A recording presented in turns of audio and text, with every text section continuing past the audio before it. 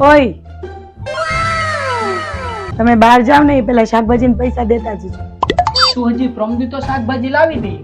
તું શાક બનાવવા માટે લાવે છો કે ફ્રીજમાં મૂકવા માટે? શાક તો રોજ બને છે, તમારું થાળીમાં ધ્યાન હોય ત્યારે ને. દાચો આખો દિવસ ફોનમાં જુઓ. કેટલા જોતા છે? 1000 રૂપિયા આપતા જાવ એટલે 3-4 દી નીકળી. આની કરતા તો દાળ ભાત ખાઈ લઉં બીજા. હું બોલ્યા? એ કાઈ નહીં, હાલે. તમે કઈ બાજુ જાવ છો? માર્કેટ બાજુ જાઉં છું. કેમ, કઈ કામ છે?